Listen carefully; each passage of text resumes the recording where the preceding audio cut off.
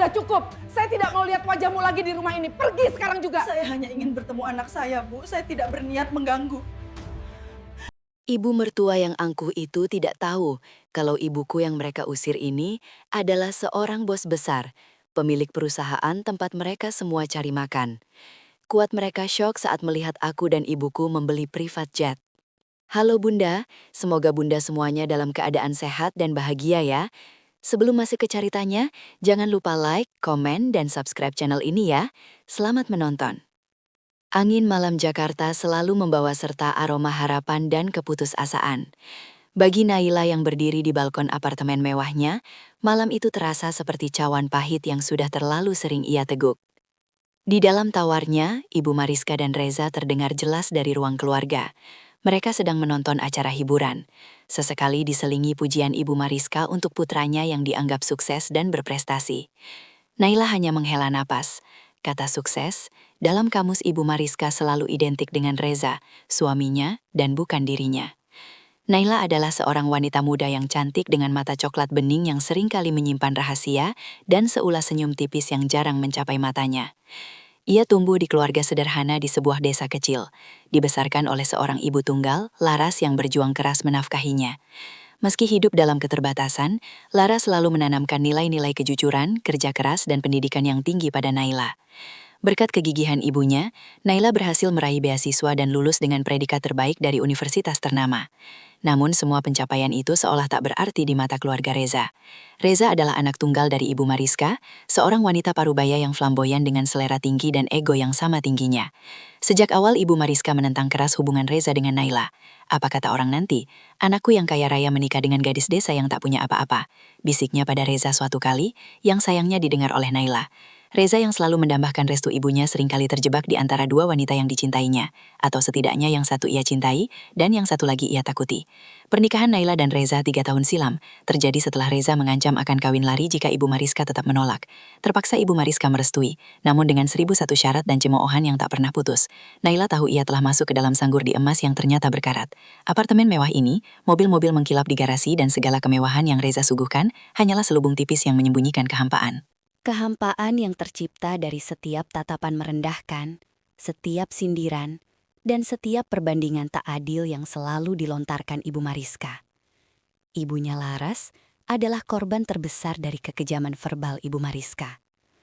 Setiap kali Laras datang berkunjung dari desa, yang terjadi hanyalah drama. Ibu Mariska akan menatap Laras dari ujung rambut hingga ujung kaki, lalu berkomentar pedas tentang pakaian Laras yang sederhana, penampilannya yang tak glamor, atau bahkan bekal makanan desa yang dibawa Laras. Apa itu? Nasi tiwul. Jangan kotori dapur saya dengan makanan kampungan begitu.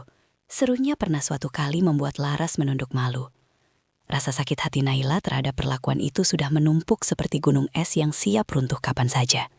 Ia selalu berusaha menahan diri demi menjaga keharmonisan rumah tangga. Sebuah keharmonisan yang sebetulnya tidak pernah ada. Reza, suaminya seringkali hanya bisa meminta maaf setelah ibunya berulah. Maaf ya sayang, ibu memang begitu.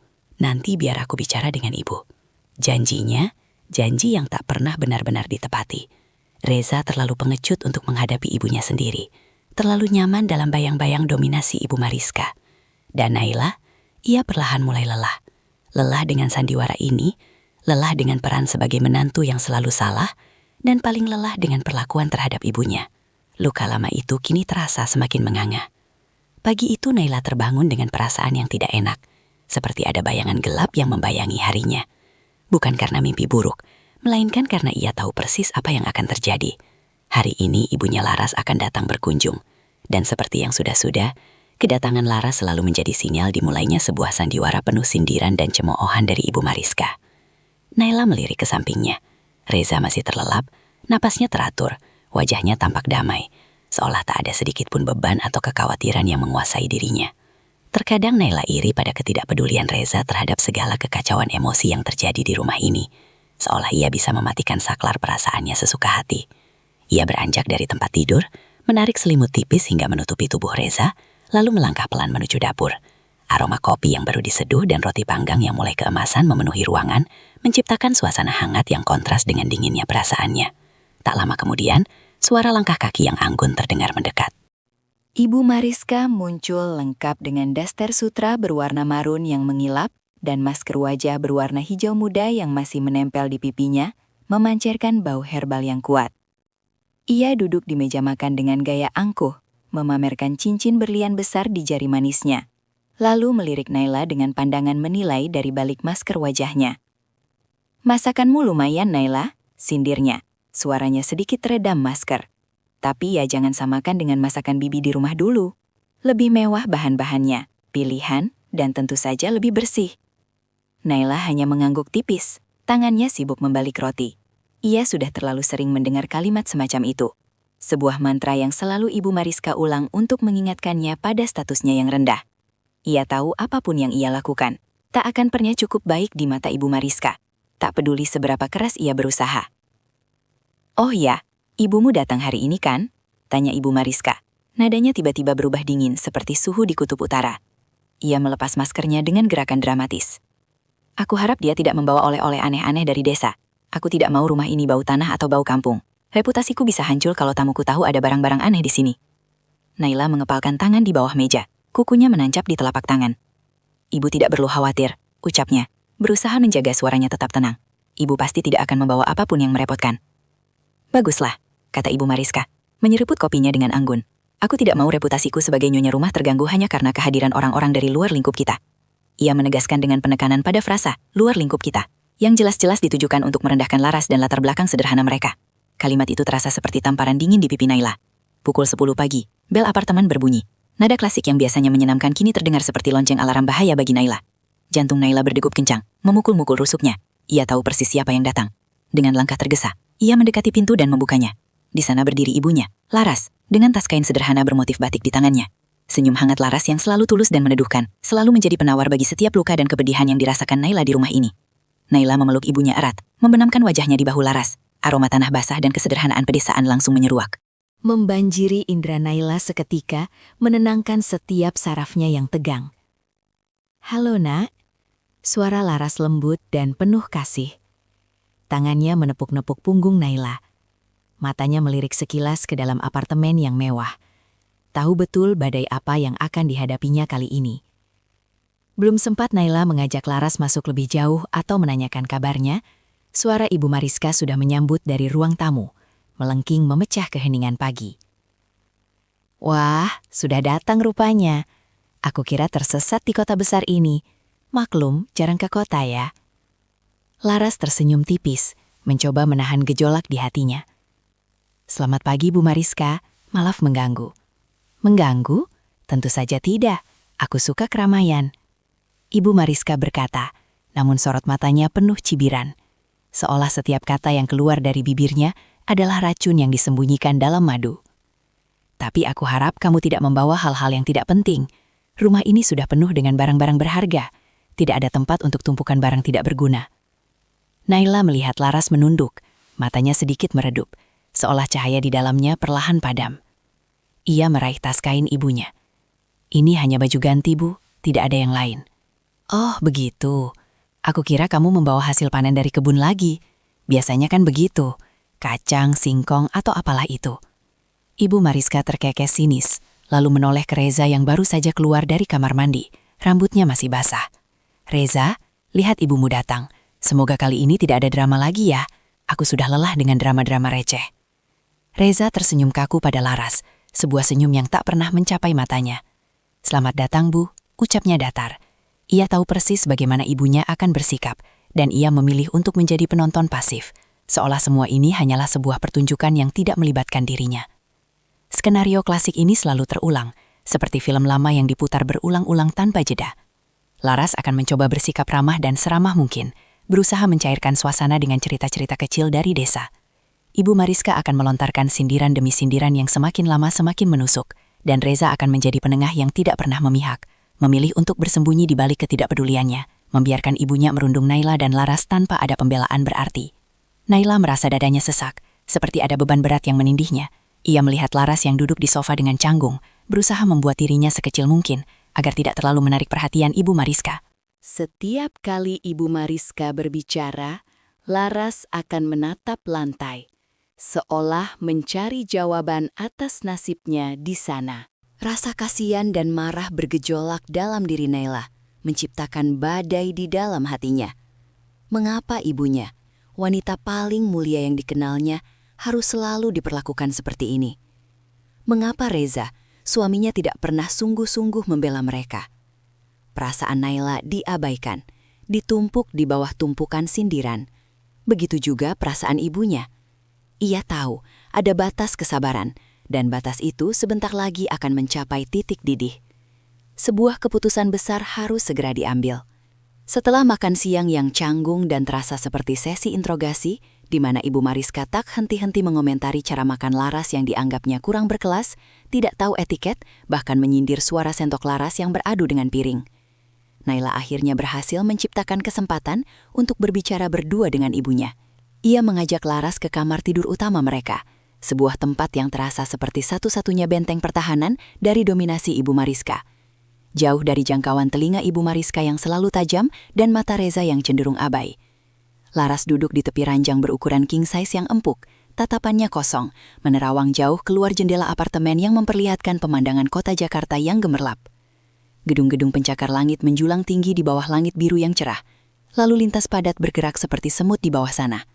Namun segala kemewahan dan gemerlap itu seolah tak mampu menyentuh kesedihan mendalam yang tergambar jelas di mata ibunya. "Ibu, minta maaf ya atas perlakuan Ibu Mariska," ucap Naila lirih. Suaranya tercekat di tenggorokan. Ia berlutut di dekat kaki ibunya, menatap wajah Laras yang tampak lelah. Dengan lembut, ia menggenggam tangan Laras yang keriput namun terasa hangat, seolah mencoba menyalurkan kekuatannya. Laras tersenyum tipis, sebuah senyum yang lebih mirip senyuman menahan perih, berusaha menguatkan putrinya. "Tidak apa-apa, Nak. Ibu sudah biasa. Kamu jangan terlalu memikirkannya."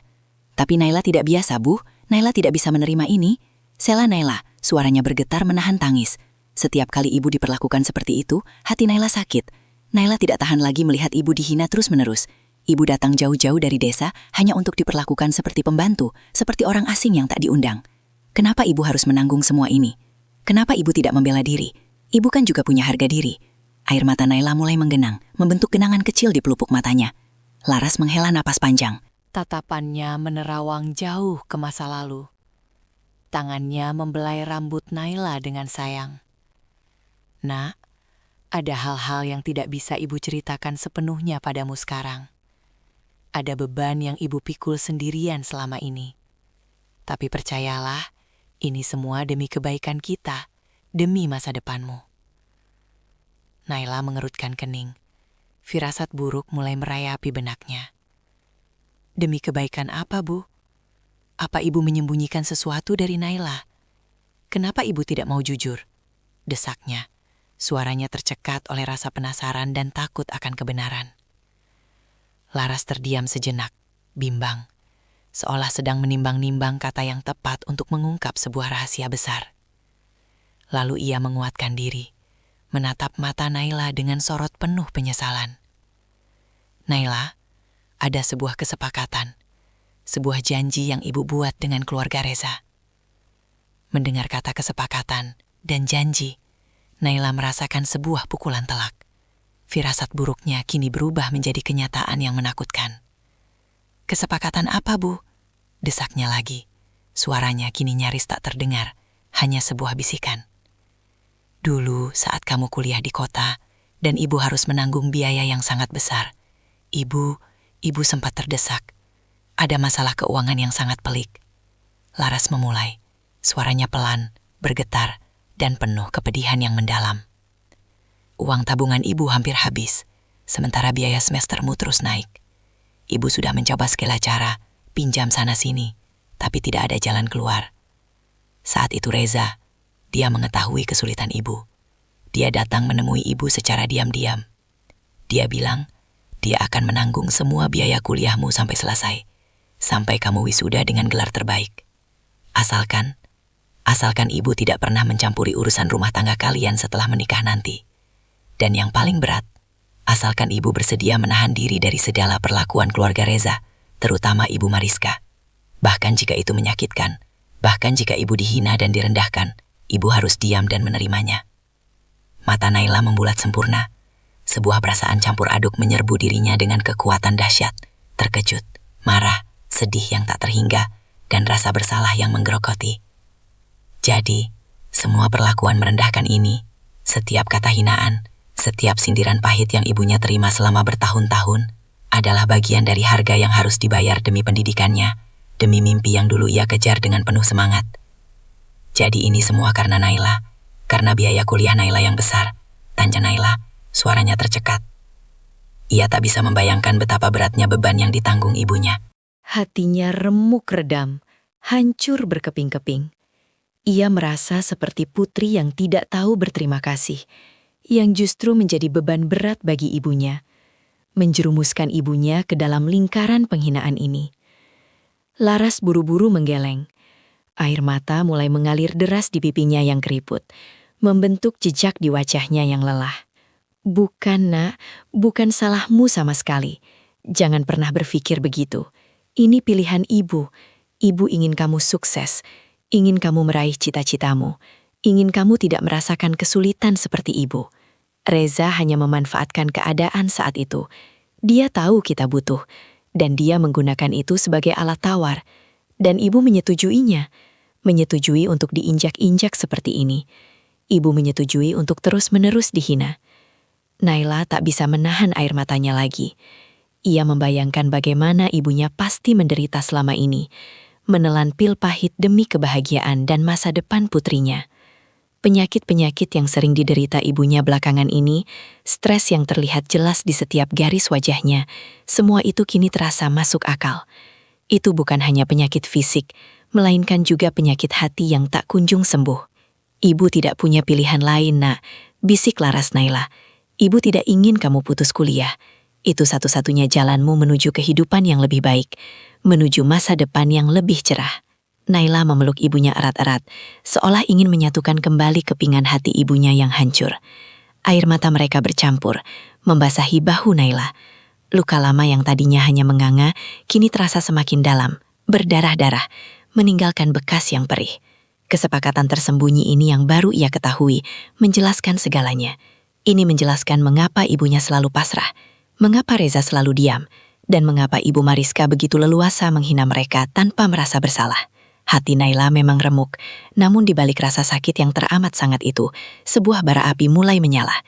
Bara api kemarahan dan tekad yang kuat untuk membalas, bukan hanya demi harga dirinya, tetapi terutama demi kehormatan dan kebahagiaan ibunya. Malam harinya setelah insiden makan siang yang canggung dan penuh sindiran, suasana di apartemen terasa lebih mencekam dari biasanya. Udara dingin dari pendingin ruangan seolah tak mampu mengusir aura tegang yang menyelimuti setiap sudut ruangan. Pengakuan Laras yang tadi masih berputar-putar di benak Naila menciptakan badai emosi yang tak tertahankan. Ia melihat ibunya mencoba tersenyum, berbicara ringan dengan Reza tentang rencana liburan keluarga, seolah tidak terjadi apa-apa. Namun Naila tahu, senyum itu adalah topeng yang rapuh, dan di baliknya tersembunyi hati yang terluka parah. Sebuah luka yang kini ikut melukai Naila dengan dalam. Ibu Mariska seolah merasakan ketegangan yang meningkat, namun justru menikmatinya semakin menjadi-jadi. Setelah makan malam yang diliputi keheningan paksa, di mana hanya terdengar suara dentingan sendok dan garpu, mereka berkumpul di ruang keluarga. Reza duduk di sofa asyik dengan ponselnya. Sesekali tertawa kecil melihat video di layarnya. Sama sekali tidak peka terhadap atmosfer di sekitarnya. Ibu Mariska duduk di kursi single, sibuk membaca majalah mode terbaru. Tiba-tiba, dengan gerakan dramatis yang menarik perhatian, Ibu Mariska menggebrak meja kopu yang terbuat dari kaca, membuat cangkir teh porselen di atasnya bergetar dan nyaris tumpah. "Aku sudah tidak tahan lagi," serunya. Suaranya melengking tinggi, memecah keheningan malam, dan membuat Reza tersentak kaget. Ia mendongak, ponselnya hampir jatuh dari genggamannya. "Aku sudah muak dengan sandiwara ini. Aku muak dengan kehadiran orang ini di rumahku." Ibu Mariska menunjuk lurus ke arah Laras dengan jari telunjuknya yang dihiasi cincin berlian besar. Tatapannya penuh penghinaan. Reza akhirnya menyadari ada yang tidak beres. "Ibu, ada apa ini?" tanyanya. Suaranya sedikit panik. "Ada apa katamu, Reza?" Ibu Mariska berdiri melangkah mendekati Laras yang kini duduk mematung di sofa. "Wanita ini." Ibu Mariska menunjuk Laras lagi. Kini dengan tatapan jijik yang tak disembunyikan, hanya membuat rumahku terasa sesak. Bau badannya aneh, cara bicaranya kampungan. Dan aku yakin, dia hanya akan menguras harta kita. Dia hanya numpang hidup di sini. Aku tidak bisa bernapas dengan dia di dekatku. Apakah kamu tidak lihat betapa kotor dan kumalnya dia? Naila merasakan darahnya mendidih.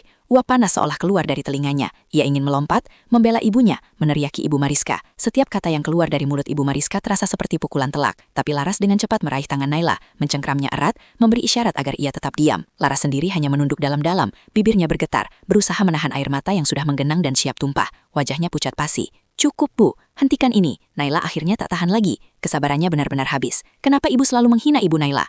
Apa salahnya? Dia hanya ingin mengunjungi putrinya. Salahnya dia ada di sini. Salahnya dia adalah benalu yang hanya ingin memanfaatkan kebaikan Reza. Teriak Ibu Mariska mendekat ke arah Laras hingga nyaris bersentuhan. Kamu tahu, Naila, seharusnya kamu bersyukur punya suami kaya seperti Reza. Jangan sampai ibumu itu merusak nama baik keluarga kita. Atau jangan-jangan dia sudah mengajari kamu hal-hal yang tidak tahu, makanya kamu jadi pembangkang begini. Menantu yang tidak tahu diuntung. Ibu Mariska kemudian berbalik ke arah Laras. Wajahnya memerah menahan amarah yang meledak-ledak. Dengar ya Nyonya, aku sudah muak, sangat muak. Pergi dari rumah ini sekarang juga. Aku tidak peduli kamu mau kemana, mau tidur di jalanan sekalipun. Jangan pernah menginjakan kaki di rumah ini lagi. Aku tidak sudi melihat wajahmu yang kumal itu. Kamu hanya aib. Kata-kata itu seperti pisau tajam yang menghujam jantung Naila, menusuk hingga ke tulang. Ia menatap Reza, tatapan matanya penuh permohonan, berharap suaminya akan membela, akan menghentikan kekejaman verbal yang keji ini. Namun, Reza hanya berdiri mematung di samping ibunya. Wajahnya pucat pasi, tak berani menatap mata Naila maupun Laras. Ia bahkan tidak mengeluarkan sepatah kata pun, seolah lidahnya keluh membeku.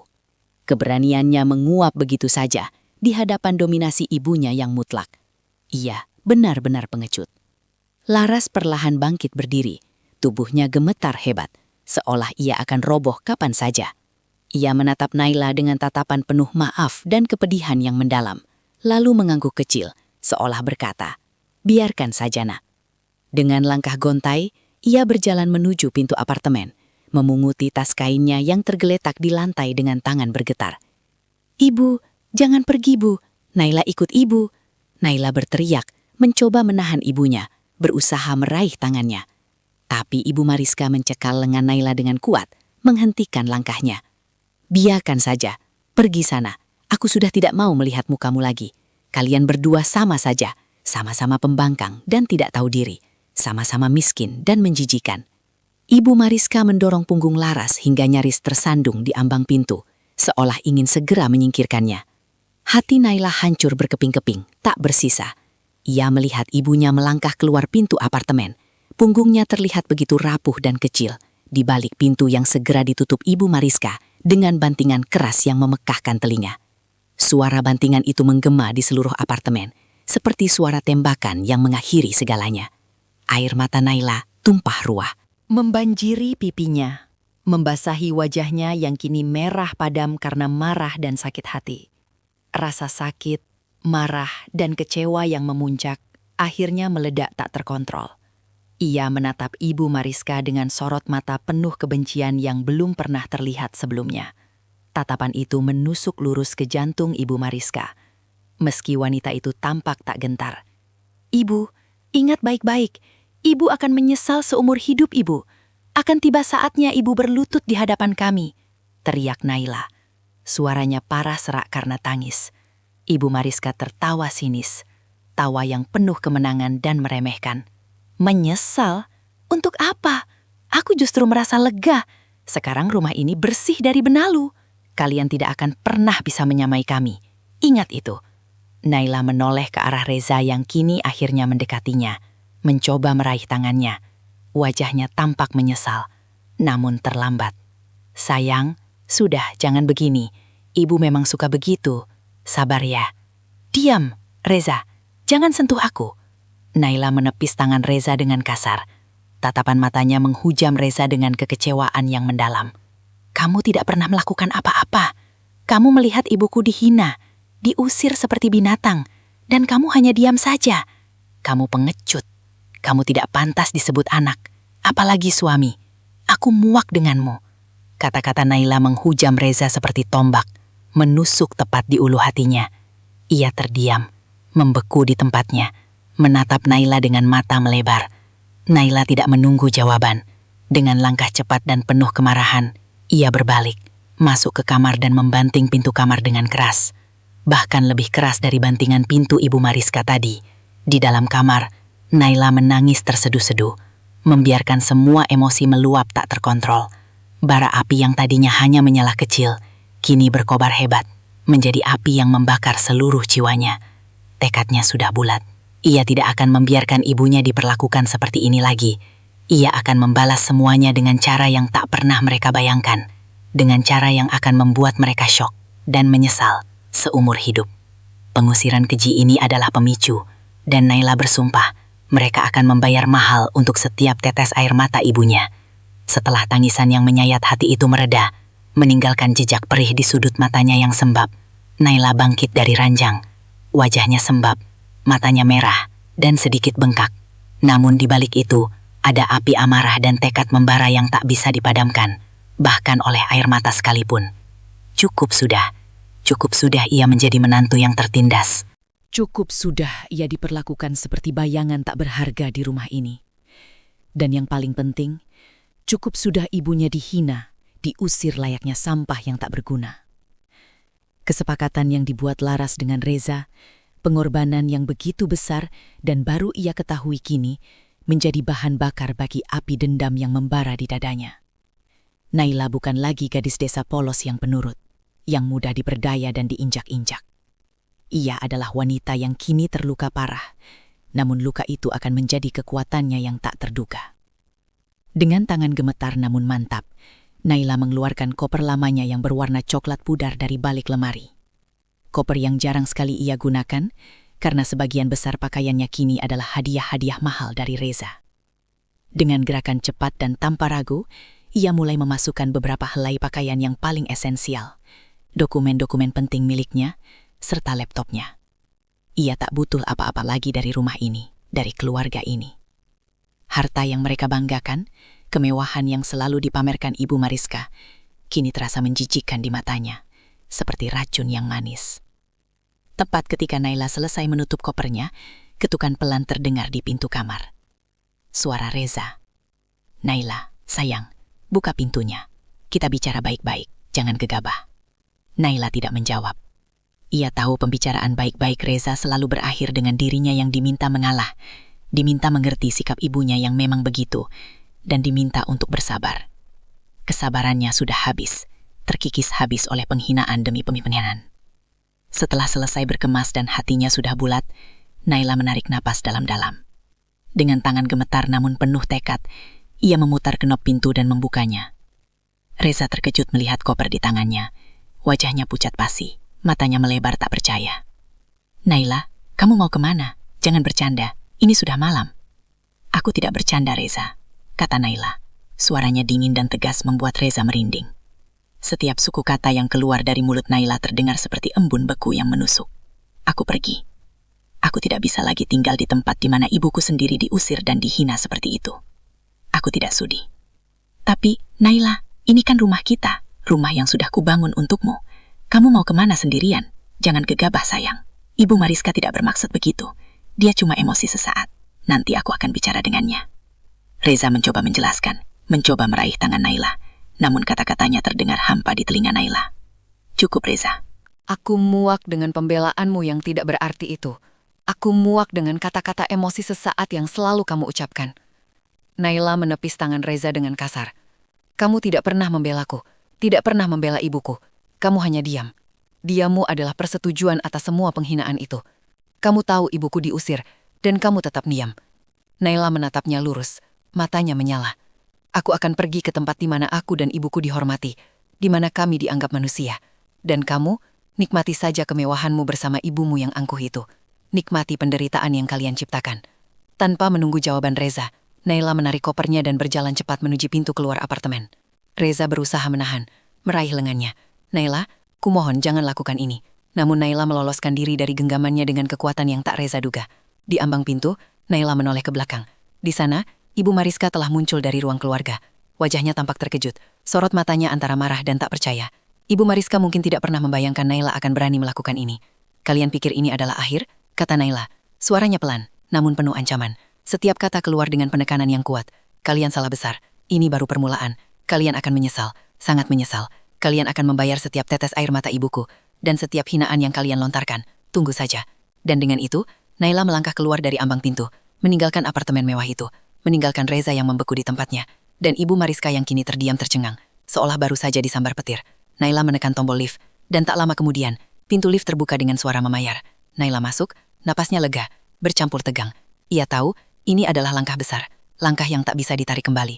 Ada perasaan merdeka yang aneh menyelimuti dirinya, meski ia tak tahu akan kemana. Saat lift meluncur turun dari lantai 25, pikiran Naila kalut. Ia tidak tahu harus pergi kemana. Pulang ke desa akan membuatnya semakin terpukul.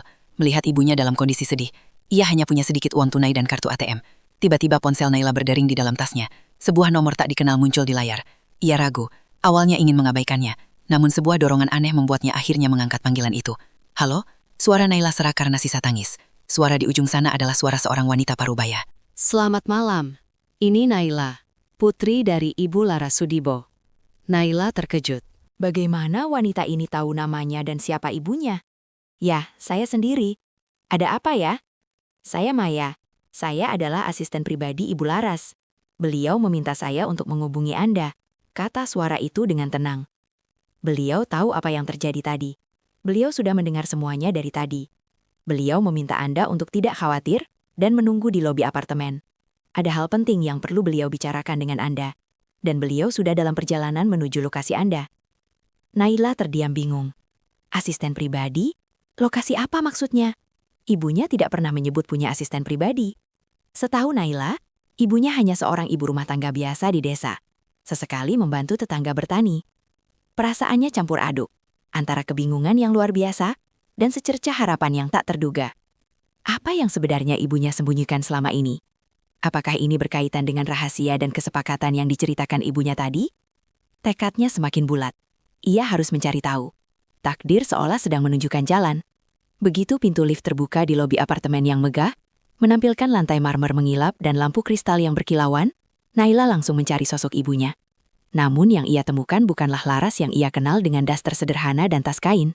Di sana berdiri seorang wanita parubaya berpenampilan sangat rapi dan elegan, mengenakan setelan blazer biru dongker yang pas di tubuhnya, dengan rambut ditata modern dan perhiasan minimalis namun berkelas.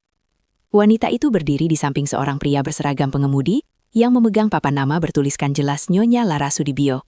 Wanita elegan itu tersenyum simpul melihat Naila. Senyumnya hangat, namun menyimpan aura profesionalisme yang kuat. Anda pasti Nona Naila kan? Saya Maya. Sapa wanita itu dengan nada profesional namun ramah. Suaranya terdengar merdu dan berwibawa. Ibu Laras sudah menunggu Anda di mobil. Mari ikut saya, Nona.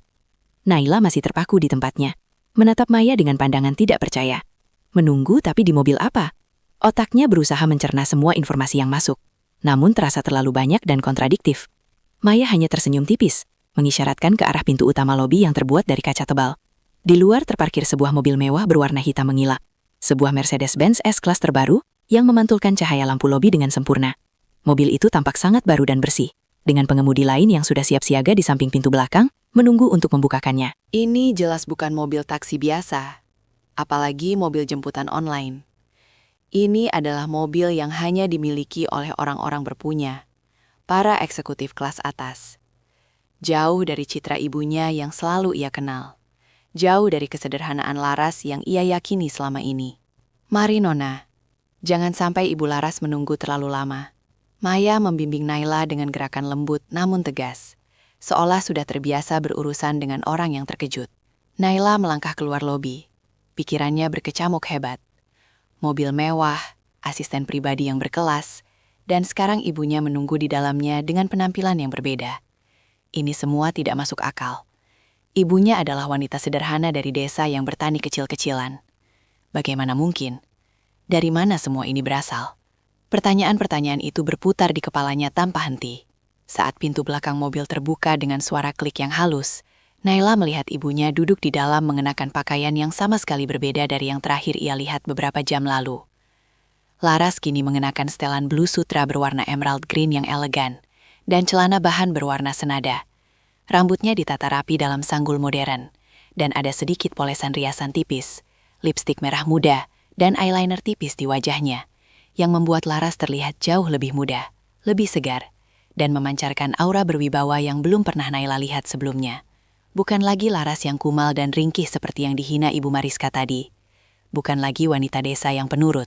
Laras menatap Naila dengan sorot mata lembut yang sama, penuh kasih sayang. Namun kali ini ada kemegahan, ketenangan, dan kekuatan yang memancar darinya. "Duduklah, Nak," kata Laras. Suaranya tetap lembut, namun kini terdengar lebih mantap. Menggeser sedikit agar Naila bisa masuk dan duduk di sampingnya. Naila masuk ke dalam mobil, merasakan kehangatan dari jok kulit yang mewah, aroma mahal dari kulit asli, dan parfum lembut yang dikenakan ibunya menyambutnya. Sangat kontras dengan bau masakan desa atau aroma kebun yang biasa ia kaitkan dengan Laras.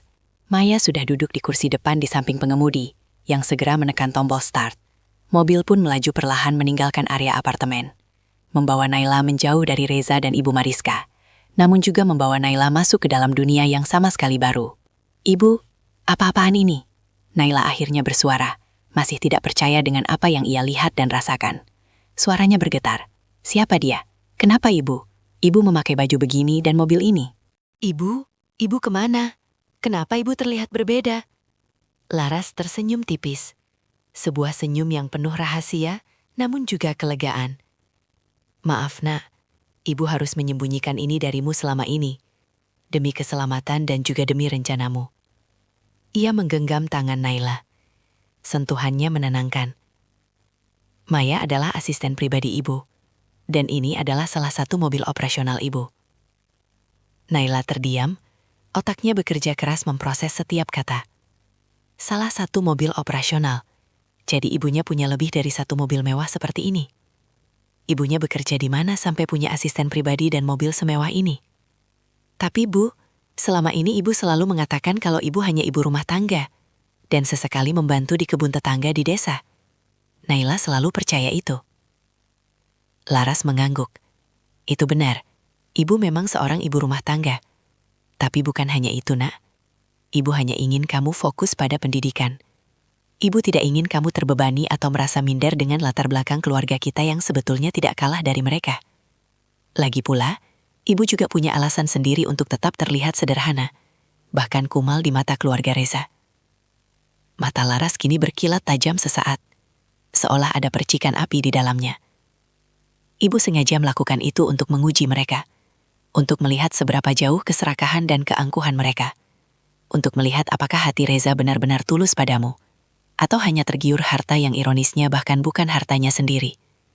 Naila memproses informasi ini. Jadi kesederhanaan ibunya, penampilan kampungan yang sering dihina Ibu Mariska, semua itu adalah sebuah penyamaran, sebuah jebakan, sebuah tes.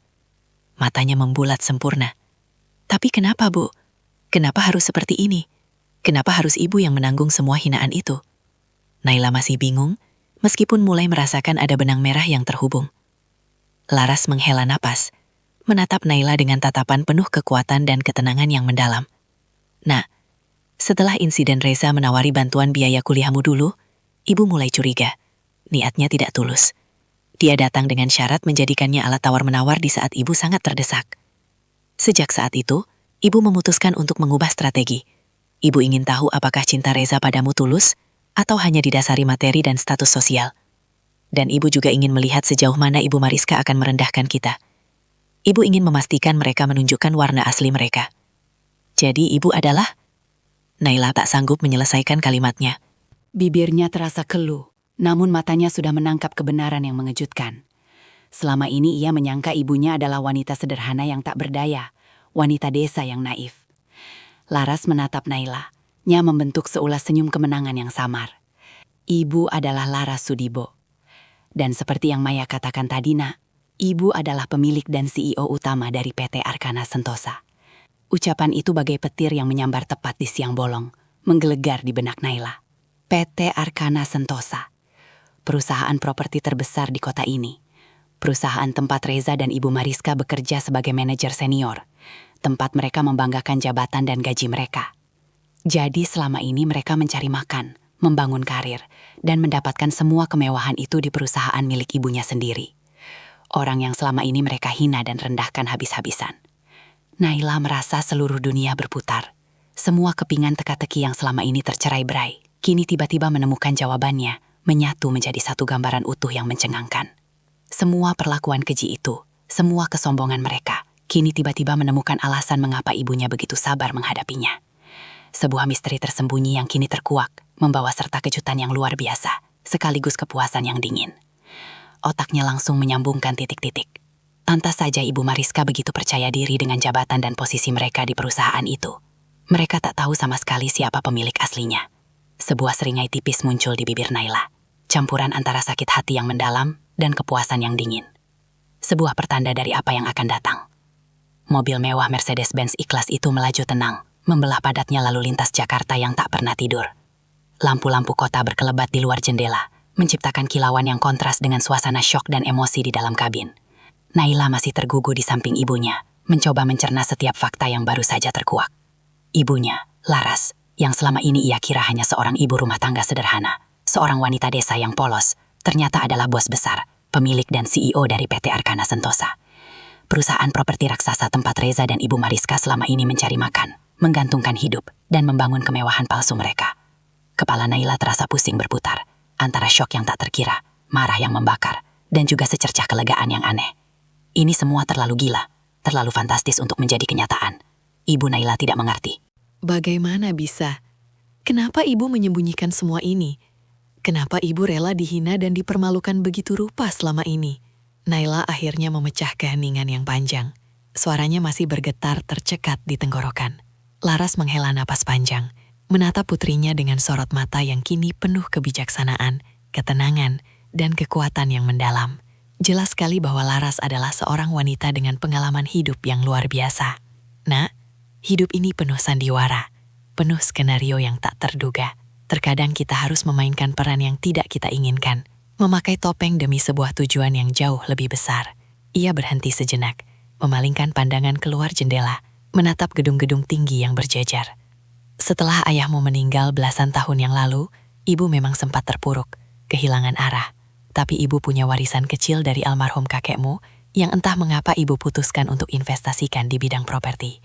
Saat itu Jakarta sedang gencar-gencarnya pembangunan. Ibu melihat peluang emas. Ibu belajar keras, jatuh bangun, bertemu banyak orang. Perlahan, satu persatu proyek ibu berhasil. Ibu membangun perusahaan ini dari nol, dari keringat dan air mata, dari setiap tetes darah dan pengorbanan. Naila mendengarkan dengan takjub, tak bisa berkata-kata. Ia tidak tahu sama sekali sisi kehidupan ibunya yang ini. Selama ini yang ia tahu hanyalah seorang ibu yang berjuang mati-matian agar dirinya bisa sekolah.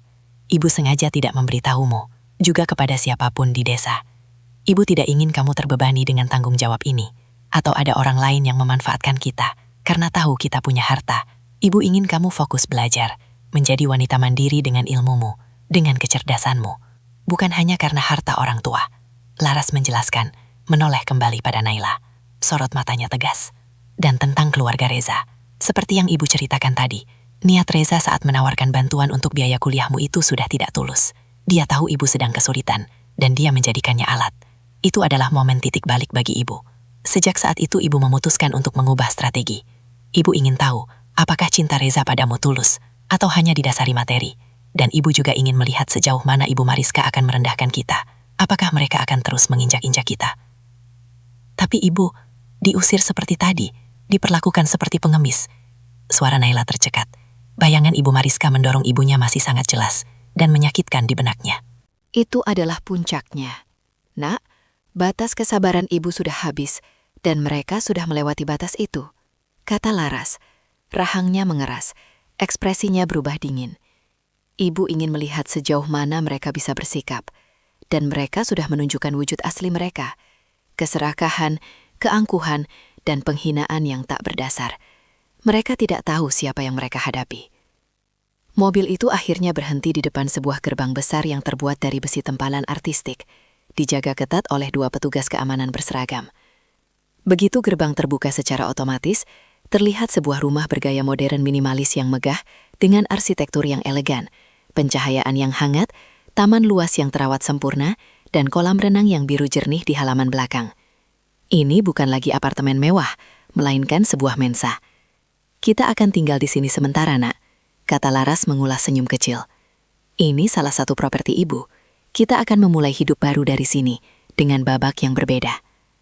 Begitu masuk ke dalam mensan, Naila disambut oleh beberapa staf rumah tangga, seorang kepala pelayanan yang ramah, beberapa asisten rumah tangga, dan seorang koki yang semuanya membungkuk hormat kepada Laras. Naila merasa seperti masuk ke dunia yang sama sekali berbeda. Dunia yang selama ini tak pernah ia bayangkan ada dalam genggaman ibunya. Mereka menuju ke sebuah ruang kerja yang luas dan modern dengan dinding kaca yang menghadap ke taman. Meja kerja besar terbuat dari kayu solid dilengkapi dengan komputer iMac terbaru dan berbagai perangkat canggih. Laras duduk di kursi kebesarannya, lalu menunjuk kursi di depannya agar duduk. Naila, ibu tahu kamu terluka. Ibu juga, tapi sekarang bukan waktunya untuk larut dalam kesedihan atau dendam buta.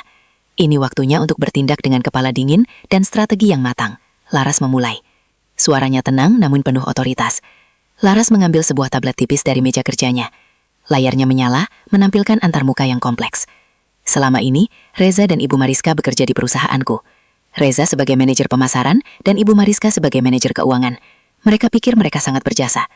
Mereka tidak tahu bahwa setiap laporan yang mereka berikan, setiap proyek yang mereka tangani, setiap transaksi keuangan yang mereka setujui, semuanya berakhir di meja ibu, dan ibu tahu setiap detailnya. Naila terdiam, hatinya campur aduk. Ada rasa sakit, namun juga kekaguman pada kekuatan dan kecerdasan ibunya. Lalu apa yang akan kita lakukan, Bu? Apa rencana ibu? Laras tersenyum tipis, sebuah senyum yang kini terlihat lebih licik dan penuh perhitungan dari biasanya. Kita akan membuat mereka menyesal, bukan dengan amarah yang meledak-ledak, Nak, tapi dengan kekuatan. Kekuatan yang selama ini mereka remehkan, kekuatan yang mereka injak-injak.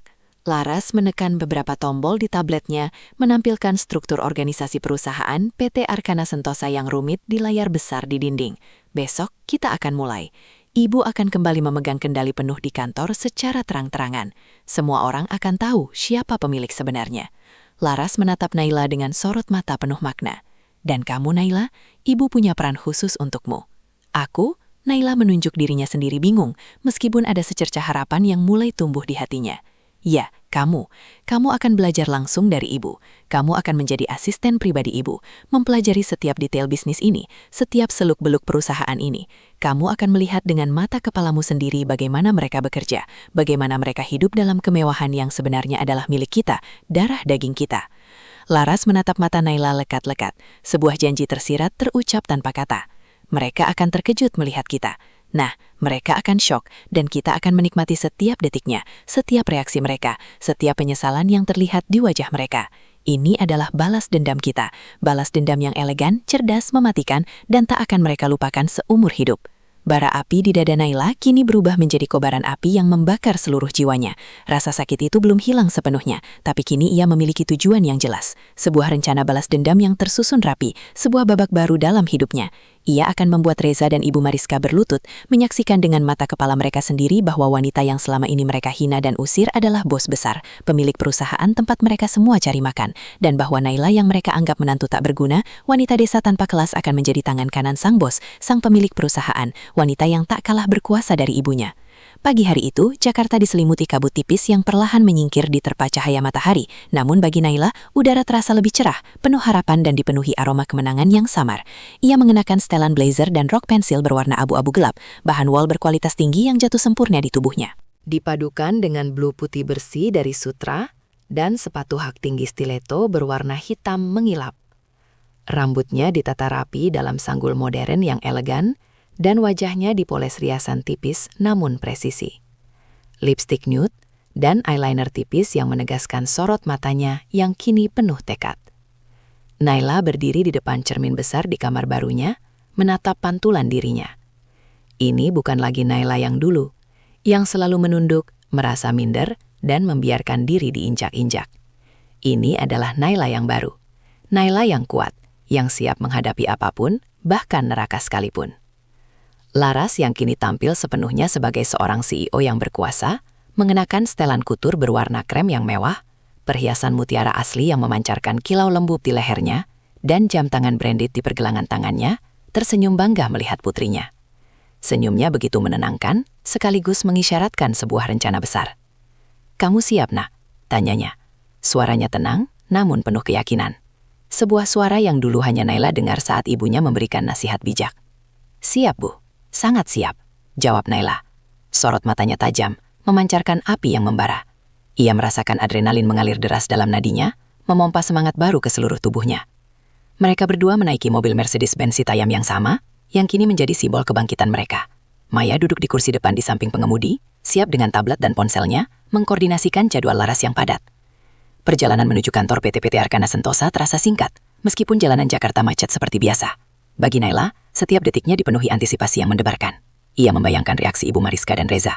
Bagaimana ekspresi mereka saat melihatnya dan ibunya datang ke kantor, bukan sebagai pengunjung yang diusir dan dihina, melainkan sebagai pemilik dan calon penerus kerajaan bisnis mereka sendiri. Begitu mobil berhenti di lobi utama gedung PT Maharika Jaya yang menjulang tinggi, dengan fasad kaca modern dan pelang nama perusahaan yang elegan, para staf keamanan dan resepsionis yang berjaga di balik meja marmer langsung memberi hormat dengan sigap. Naila melihat beberapa rekan kerja di area lobi menoleh, saling berbisik, menyadari kehadiran Laras Sudibyo yang memang jarang sekali terlihat secara langsung di kantor. Di mata mereka, ada sosok misterius yang sangat dihormati, seorang legenda yang membangun perusahaan dari nol.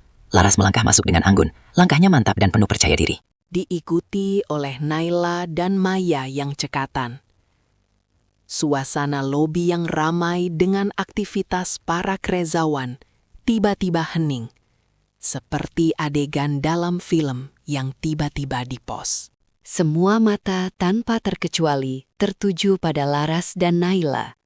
Ada tatapan kagum, rasa ingin tahu yang besar, dan juga sedikit kebingungan dari wajah-wajah yang mencoba mengenali sosok Naila di samping sang CEO.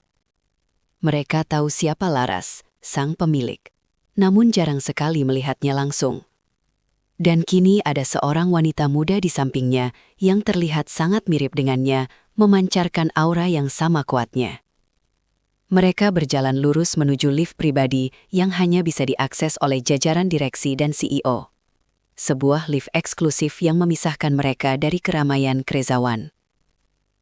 Begitu pintu lift terbuka di lantai eksekutif, lantai yang berisi kantor-kantor manajer senior, termasuk Reza dan Ibu Mariska, Naila merasakan jantungnya berdebar lebih kencang, seolah gendang perang sedang ditabuh.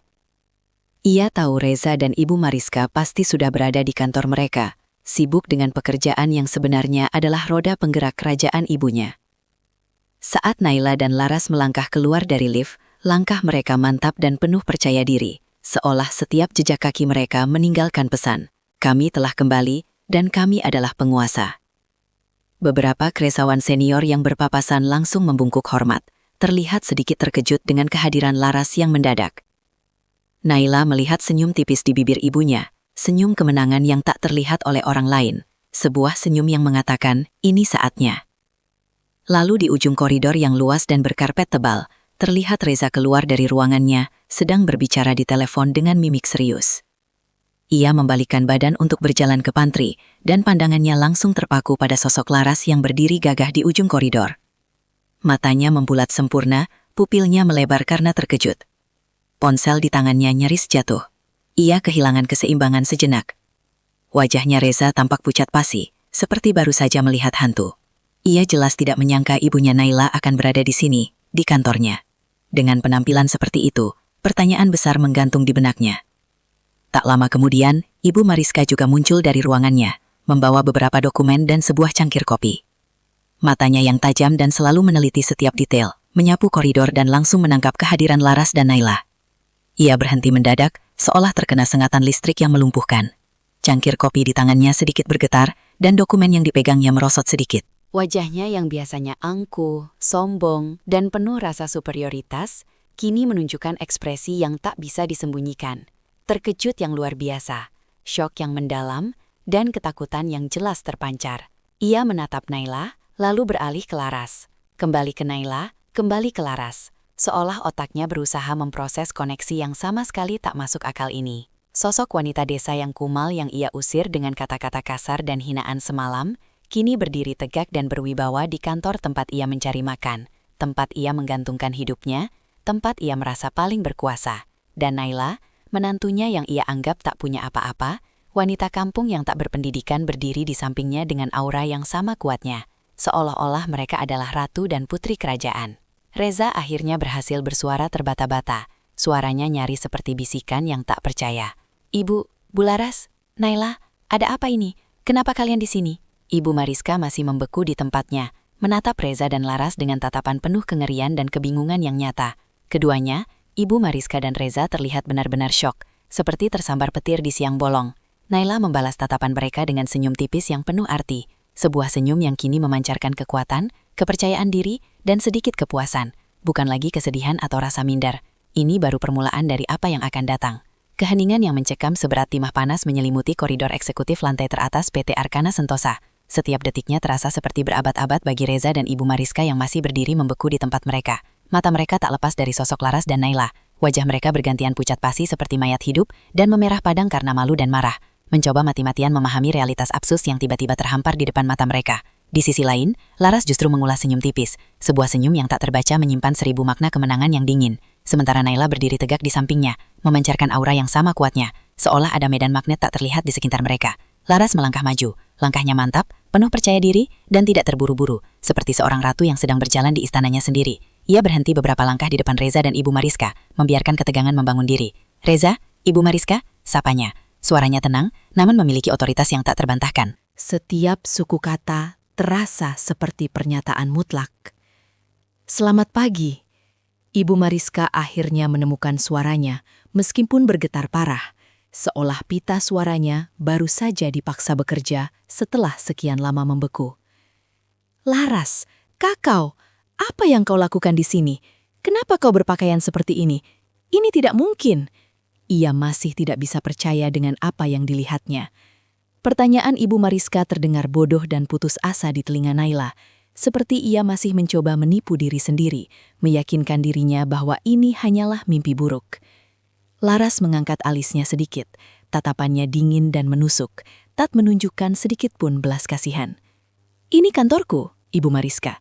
Tentu saja aku di sini." Laras menunjuk ke sekeliling dengan gestur anggun. "Dan mengenai penampilanku, apakah ada masalah dengan itu?" "Reza." Ia menoleh ke arah Reza yang sejak tadi hanya bisa melongo. Reza tergagap menelan ludah dengan susah payah. "Tidak, Bu Laras. Tentu saja tidak. Kami hanya tidak menyangka Ibu akan berkunjung sepagi ini.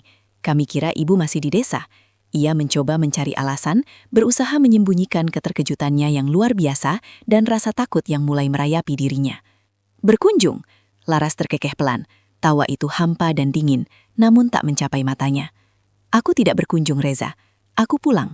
Laras kemudian berbalik menghadap semua rekan kerja yang kini diam-diam mengamati dari kejauhan. Pura-pura sibuk, namun telinga mereka terpancang tajam.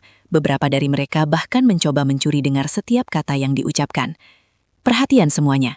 Suara Laras sedikit meninggi, cukup untuk memecah kesunyian tegang di koridor dan menarik perhatian lebih banyak lagi.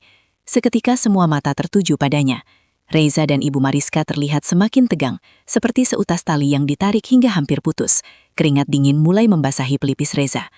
"Mulai hari ini, saya, Laras Sudibo, sebagai CEO dan pemilik PT Arkana Sentosa, akan kembali aktif memimpin perusahaan secara penuh. Saya akan berkantor di sini setiap hari, mengawasi setiap operasional dan strategi perusahaan ini." Laras mengumumkan dengan tegas, suaranya menggelegar penuh otoritas.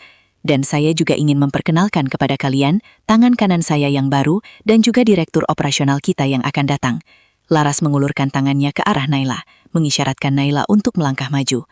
Naila melangkah maju dengan mantap, berdiri sejajar dengan ibunya, kepalanya tegak. Ia menatap lurus ke depan, ke arah Reza dan Ibu Mariska, yang kini tampak seperti patung hidup membeku di tempatnya. Seluruh darah seolah mengering dari wajah mereka. "Perkenalkan, ini putri saya, Naila Laras. Dia akan menjadi asisten pribadi saya terhitung mulai hari ini. Dan dalam waktu dekat, dia akan menduduki posisi sebagai direktur operasional perusahaan ini," kata Laras dengan bangga. Sorot matanya tertuju langsung pada Reza dan Ibu Mariska, seolah ingin melihat reaksi mereka secara langsung, menikmati setiap kepingan keterkejutan yang terpancar. Kata-kata Laras bagai palu godam yang menghantam kepala Reza dan Ibu Mariska. Wajah Ibu Mariska memucat pasi, bibirnya bergetar hebat. Ia terlihat seperti baru saja melihat neraka di siang bolong. Atau setidaknya semua mimpi buruknya menjadi kenyataan. Reza terhuyung mundur selangkah, matanya melebar tak percaya, mencoba mencerna fakta bahwa Naila, istrinya yang selama ini ia anggap tak berdaya, tidak punya pendidikan dan tak punya apa-apa, kini adalah bagian dari jajaran direksi, bahkan calon direktur operasional di perusahaan yang selama ini ia banggakan. Perusahaan yang ia klaim sebagai miliknya, padahal itu milik Ibu Naila, orang yang selama ini ia biarkan dihina. Rasa malu dan penyesalan mulai merayapi benaknya. Beberapa karyawan berbisik-bisik, namun sebagian besar menatap Naila dengan tatapan hormat, rasa ingin tahu, dan sedikit kekaguman. Mereka tahu siapa Laras Sudibo yang legendaris itu. Mereka juga tahu Naila adalah menantu Reza. Tetapi mereka tidak pernah tahu hubungan mereka begitu dalam, apalagi sampai menjadi pewaris dan menduduki posisi sepenting itu. Suasana di koridor berubah total, dari hening menjadi bisikan-bisikan takjub. Laras kemudian mengalihkan perhatiannya dari Reza dan Ibu Mariska, seolah mereka tak lagi penting. Maya, panggilnya, tolong atur rapat direksi dan semua kepala departemen dalam 1 jam ke depan di ruang rapat utama. Pastikan semua jadwal dikosongkan. Ada beberapa pengumuman penting yang harus saya sampaikan, dan juga pengenalan resmi posisi baru Nona Naila. Baik Bu Ar, jawab Maya cepat, lalu buru-buru menghubungi staf lain melalui headsetnya, mengkoordinasikan perintah CEO-nya dengan efisien. Sebelum beranjak, Laras menoleh ke arah Ibu Mariska dan Reza lagi. Senyum sinis tersungging di bibirnya. Senyum yang dulunya hanya sekilas, kini terang-terangan terlihat. Reza, Ibu Mariska, pastikan kalian hadir. Ini akan menjadi pertemuan yang sangat menarik, saya jamin. Tanpa menunggu balasan dari dua sosok yang kini tampak tak berdaya itu, Laras berbalik dan berjalan menuju ruang CEO yang terletak di ujung koridor, sebuah ruangan paling besar dan prestisius di lantai itu. Naila mengikutinya, langkahnya ringan. Namun sebelum masuk, ia menoleh ke belakang, menatap Reza dan Ibu Mariska sekali lagi. Ada senyum tipis di bibirnya. Senyum yang dulunya penuh kesedihan dan kepedihan, kini digantikan dengan kepuasan yang mendalam. Sebuah kemenangan yang terasa begitu manis. Kali ini mereka tidak bisa lagi meremehkannya. Mereka terjebak dalam sarang singa yang sebenarnya. Dan singa itu adalah ibunya serta dirinya sendiri. Kemenangan pertama terasa begitu memuaskan. Ruang rapat utama PT Arkana Sentosa yang mewah dan modern terasa dingin menusuk. Meskipun pendingin ruangan tidak disetel terlalu rendah, suasana di dalam ruangan mencerminkan ketegangan yang menggantung di udara. Meja oval panjang dari kayu mahoni mengilap, didominasi oleh kursi besar di bagian kepala. Tempat Laras Sudibo kini duduk dengan tenang. Punggungnya tegak, memancarkan aura kepemimpinan yang tak terbantahkan. Seolah kursi itu memang diciptakan untuknya. Di samping kanannya, Naila duduk tegak. Laptopnya terbuka. Jari-jarinya siap di atas keyboard, mencatat setiap detail dengan penuh konsentrasi. Ia mengenakan senyum tipis yang penuh arti. Senyum yang dulunya menyimpan kepedihan, kini dihiasi dengan secercah kepuasan. Di samping kiri Laras, Maya duduk dengan tablet di tangannya, siap sedia. Matanya fokus pada Laras, menunggu setiap perintah. Satu persatu, para kepala departemen dan direksi senior memasuki ruangan, membawa serta aura formalitas. Mereka semua menyapa Laras dengan hormat, bahkan ada yang membungkuk sedikit. Sesekali melirik ke arah Naila dengan tatapan penasaran. Bisikan-bisikan pelan terdengar, menebak-nebak siapa wanita muda yang duduk di samping sang CEO. Hingga akhirnya Reza dan Ibu Mariska masuk. Wajah mereka masih terlihat pucat pasi. Terutama Ibu Mariska yang kini terlihat jauh lebih tua dari usianya, dengan kantung mata yang menghitam dan garis-garis kerutan yang semakin dalam. Mereka berdua berjalan dengan langkah gontai, seolah setiap langkah mereka membawa beban berat, menuju kursi mereka yang kebetulan berada tidak jauh dari posisi Naila. Reza duduk di seberang Naila, sementara Ibu Mariska duduk di sebelahnya. Keduanya menghindari tatapan mata Laras dan Naila. Pandangan mereka terpaku pada permukaan meja yang mengilap, seolah ada sesuatu yang sangat menarik di sana. Laras membuka rapat dengan senyum tipis, namun matanya memancarkan ketegasan yang tak terbantahkan. Selamat pagi Bapak dan Ibu sekalian, terima kasih sudah meluangkan waktu untuk rapat darurat ini. Suaranya tenang, namun memiliki resonansi yang mengisi seluruh ruangan. Seperti yang sudah saya umumkan tadi pagi di lobi, mulai hari ini saya akan kembali aktif memimpin perusahaan secara penuh sebagai CEO. Saya akan mengawasi langsung setiap operasional dan strategi perusahaan. Para direksi dan kepala departemen mengangguk. Beberapa berbisik pelan. Namun tidak ada yang berani menyela atau menunjukkan ketidaksetujuan. Reza dan Ibu Mariska hanya menunduk semakin dalam. Seolah ada magnet kuat yang menarik kepala mereka ke bawah, berusaha menyembunyikan diri dari tatapan Laras. Dan saya juga ingin mengumumkan penunjukan posisi baru yang sangat strategis dalam struktur organisasi kita. Lanjut Laras. Suaranya sedikit mengeras. Matanya kini tertuju langsung pada Ibu Mariska dan Reza, seolah sengaja ingin melihat reaksi mereka. Mulai hari ini, Nona Naila Laras akan secara resmi menjabat sebagai asisten pribadi CEO dan juga akan menjalani pelatihan intensif untuk segera menduduki posisi sebagai Direktur Operasional PT Arkana Sentosa. Wajah Ibu Mariska semakin memucat. Jika itu mungkin, ia menggigit bibir bawahnya kuat-kuat, seolah berusaha menahan ledakan emosi atau teriakan frustrasi. Tangannya mengepal erat di bawah meja. Reza melirik Naila dengan mata melebar, lalu dengan cepat mengalihkan pandangannya. Seolah Naila adalah pantulan cermin yang membuatnya malu. Terlihat jelas ada rasa malu, tak percaya, dan sedikit kemarahan yang tersimpan di wajahnya. Beberapa direksi lain saling pandang, tampak terkejut, namun tak berani berkomentar.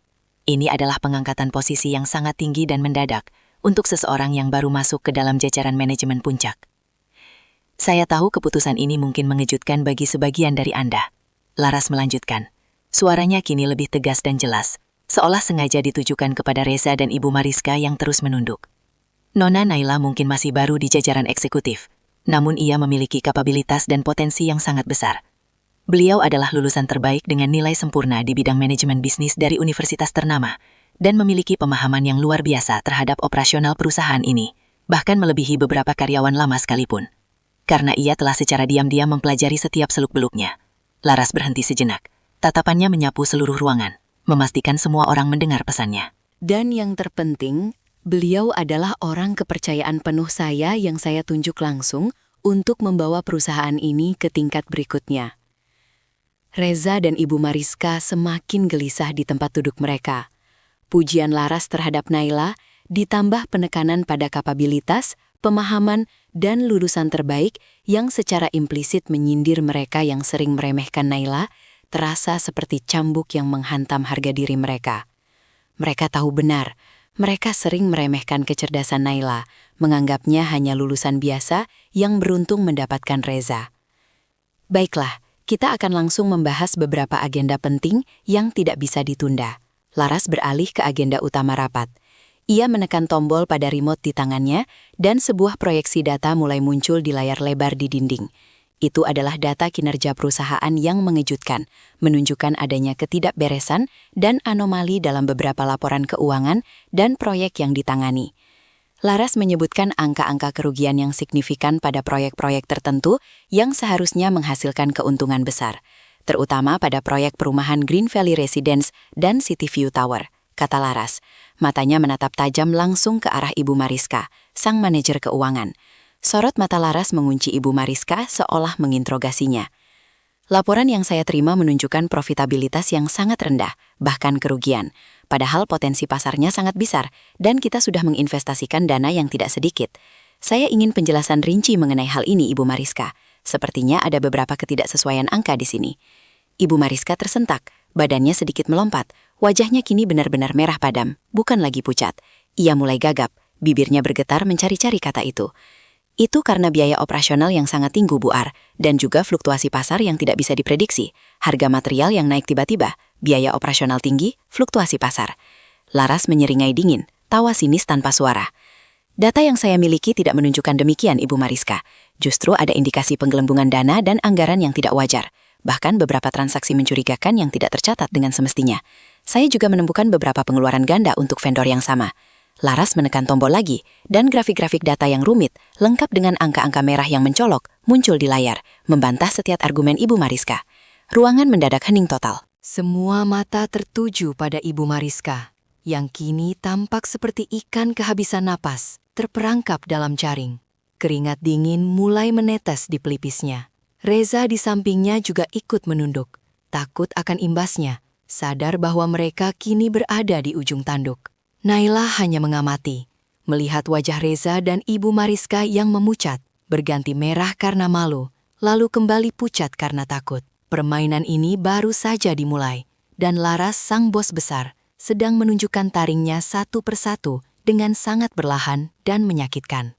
Rapat darurat itu berakhir dengan suasana tegang yang mencekik, meninggalkan jejak ketidaknyamanan di setiap sudut ruang rapat. Ibu Mariska dengan wajah kusut masai dan napas terengah-engah segera berdiri dan keluar dari ruangan dengan langkah tergesa, hampir berlari, tanpa berani menatap siapapun. Ia seperti tikus yang baru saja terpojok. Reza mengikutinya, berusaha menyamai langkah ibunya. Sesekali melirik Naila dengan tatapan penuh tanda tanya, kebingungan, dan sedikit rasa bersalah. Seolah ingin mencari tahu seberapa banyak Naila tahu dan apa yang akan mereka lakukan selanjutnya. Namun, Naila hanya membalasnya dengan senyum tipis yang dingin dan tak terbaca. Senyum yang dulunya menghiasi wajah yang sedih, kini penuh dengan keyakinan, membuat Reza semakin gelisah dan ketakutan. Sejak hari itu, Laras dan Naila mulai bekerja secara maraton, seperti dua jenderal yang sedang merencanakan strategi perang.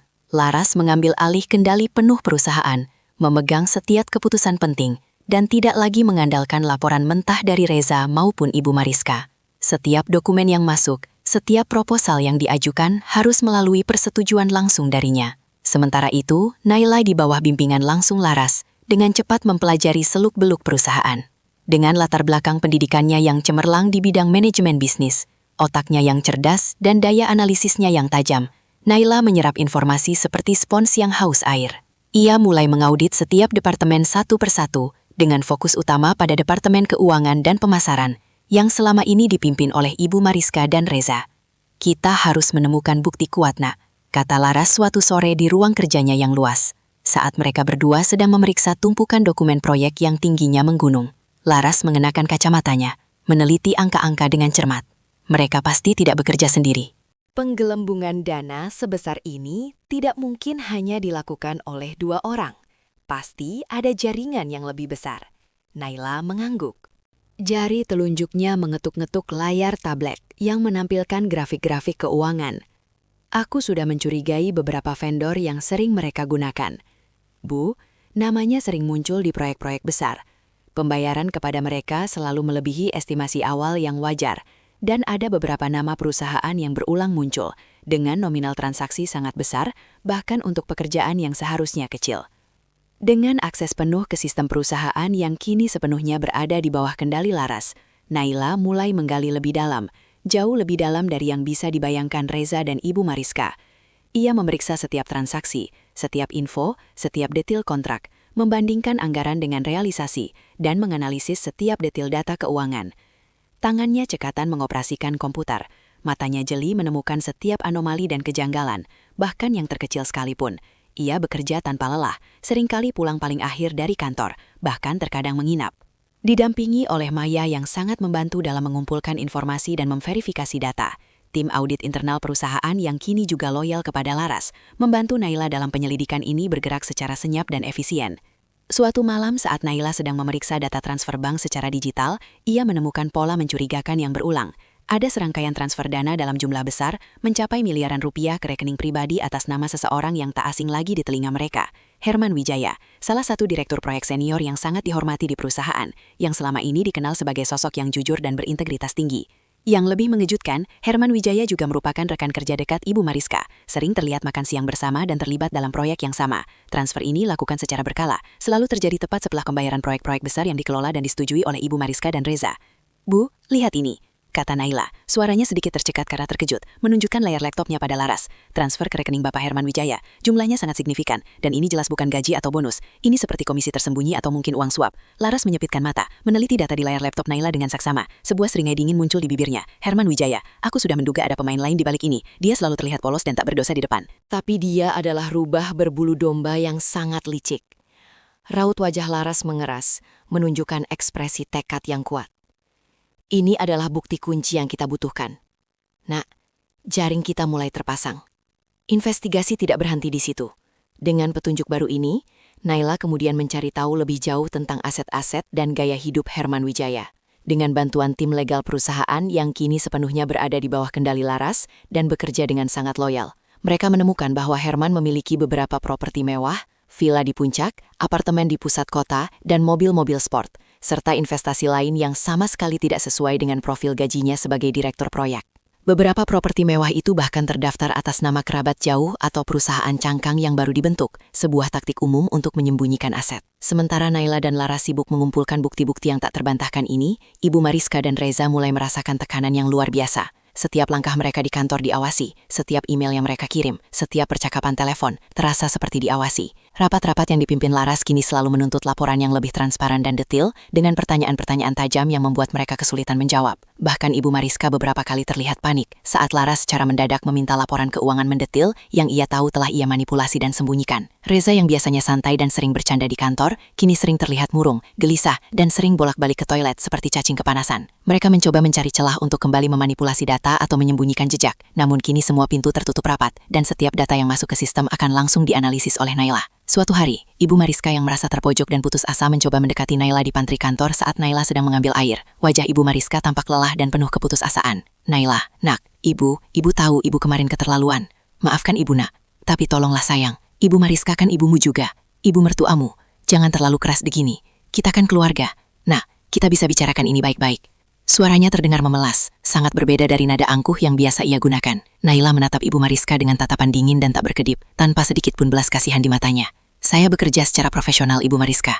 Dan di kantor ini, saya hanya mengenal Bu Laras sebagai atasan dan Bu Maya sebagai rekan kerja. Keluarga kita ada di rumah, bukan di sini. Dan kalau soal kemarin, Anda sudah menunjukkan sendiri bagaimana Anda memperlakukan keluarga. Saya tidak akan melupakannya.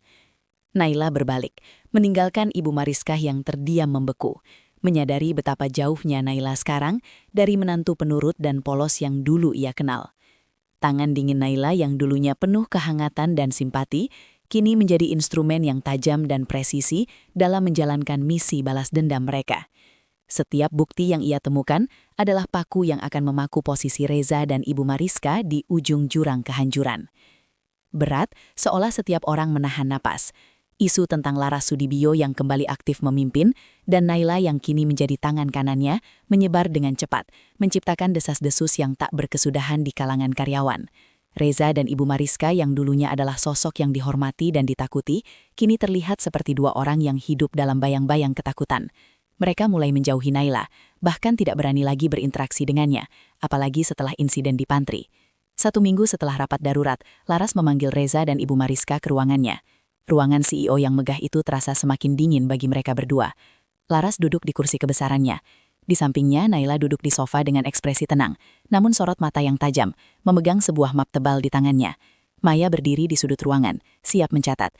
Silahkan duduk, Reza. Ibu Mariska, sapa Laras. Suaranya datar. Tanpa emosi, Reza dan Ibu Mariska duduk di kursi di depan meja Laras. Tubuh mereka tegang, terlihat jelas kegelisahan di wajah mereka. Mereka tahu ini bukan pertemuan biasa.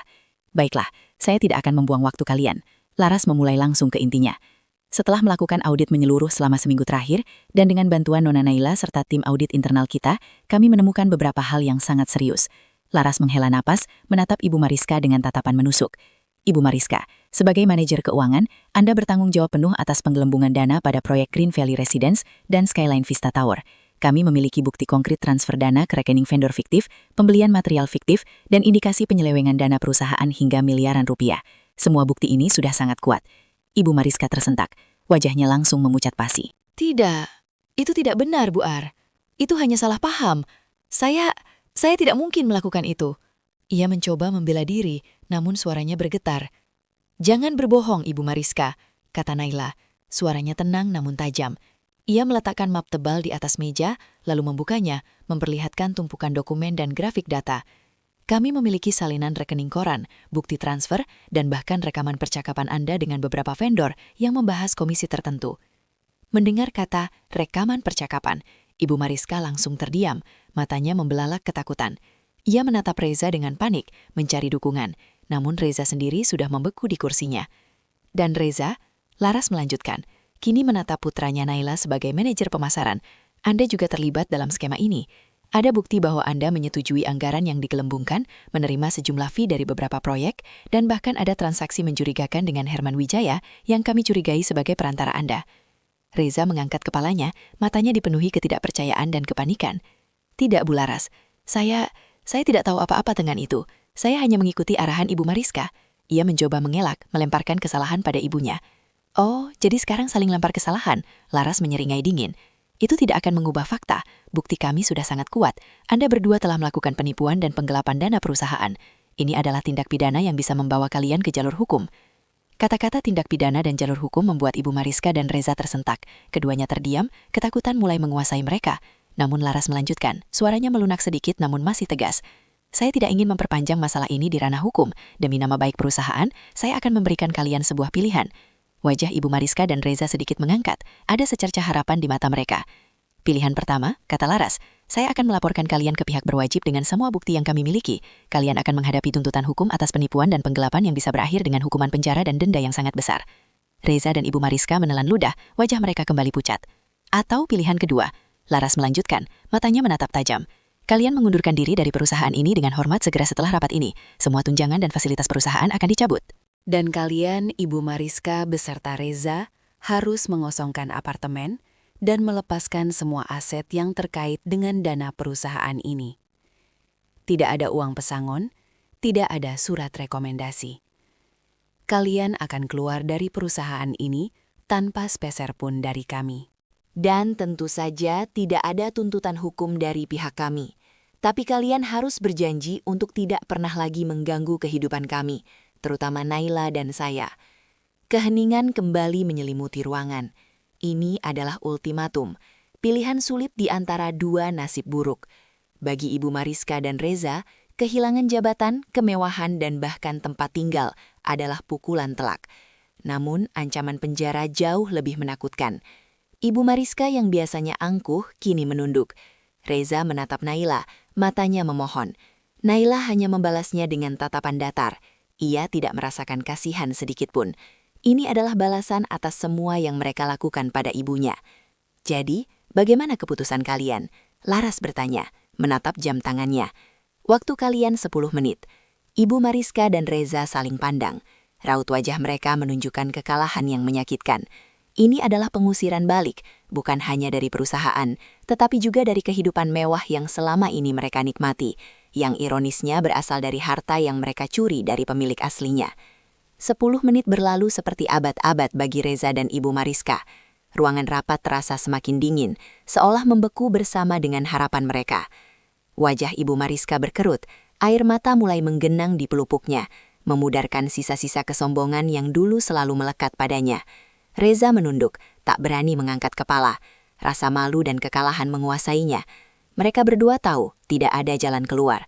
Bukti yang dimiliki Laras terlalu kuat, dan ancaman penjara adalah momok yang lebih mengerikan daripada kehilangan segalanya.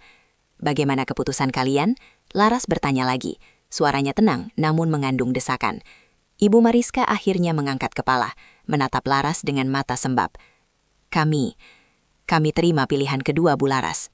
Suaranya nyaris tak terdengar, serak. Kami akan mengundurkan diri. Reza mengangguk lemah, membenarkan pernyataan ibunya. Iya, Bu Laras, kami akan mundur. Naila mengamati reaksi mereka. Tidak ada sedikit pun rasa kasihan di hatinya. Yang ada hanyalah kepuasan yang dingin. Ini adalah harga yang harus mereka bayar. Baiklah, kata Laras mengangguk. Maya, siapkan surat pengunduran diri mereka. Pastikan semua klausul terkait pencabutan fasilitas dan larangan mengganggu kehidupan kami di masa depan tercantum jelas. Berikan batas waktu 2 jam untuk mengosongkan apartemen perusahaan dan menyerahkan semua aset yang terkait. Maya segera mengangguk cekatan, mengetik di tabletnya. Satu hal lagi, Laras menambahkan, menatap tajam pada Ibu Mariska dan Reza. Mulai sekarang, kalian tidak lagi memiliki akses ke sistem perusahaan. Semua data kalian akan dihapus dan kalian tidak boleh memasuki area kantor ini lagi tanpa izin saya. Wajah Ibu Mariska dan Reza semakin memucat. Mereka tahu ini adalah akhir. Akhir dari kehidupan mewah, akhir dari status, dan akhir dari dominasi mereka. Mereka akan kehilangan segalanya dalam sekejap mata. Dengan langkah gontai dan bahu terkulai, mereka bangkit dari kursi. Tanpa mengucapkan sepatah kata pun, mereka meninggalkan ruang rapat menuju kantor mereka untuk membereskan barang-barang pribadi. Laras kemudian menoleh kepada Naila. Senyum tipis terukir di bibirnya. Kerja bagus, Nah. Kamu sudah menunjukkan bahwa kamu punya taring. Naila tersenyum tipis. Ini semua berkat ibu, dan ini baru permulaan. Beberapa jam kemudian, dari jendela ruang CEO, Naila melihat sebuah taksi biasa melaju menjauh dari lobi gedung. Di dalamnya terlihat siluet Ibu Mariska dan Reza membawa beberapa koper kecil. Tidak ada mobil mewah, tidak ada pengemudi pribadi, tidak ada status. Hanya dua orang yang kini telah kehilangan segalanya, kembali ke titik nol. Mungkin bahkan lebih rendah dari itu. Naila merasakan beban di dadanya sedikit terangkat. Balas dendam ini memang pahit, namun juga terasa membebaskan. Ibunya kini tidak lagi harus menanggung penghinaan. Mereka telah mendapatkan keadilan. Bu, apa yang akan ibu lakukan selanjutnya? Tanya Naila. Laras menatap putrinya, matanya memancarkan kelegaan dan harapan. Kita akan membangun kembali, Nak. Lebih kuat, lebih jujur. Perusahaan ini akan kita bersihkan dari segala kotoran.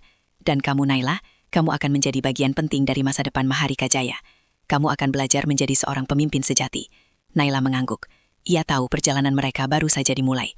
Dengan Laras sebagai mentor dan ibunya, Naila siap menghadapi tantangan apapun. Ia tidak lagi hanya menantu yang teraniaya, atau putri dari seorang wanita yang diremehkan. Ia adalah pewaris, calon pemimpin, dan yang terpenting, ia adalah wanita yang telah menemukan kekuatannya sendiri. Babak baru dalam hidupnya telah resmi dimulai. Beberapa minggu berlalu sejak pengunduran diri paksa Ibu Mariska dan Reza.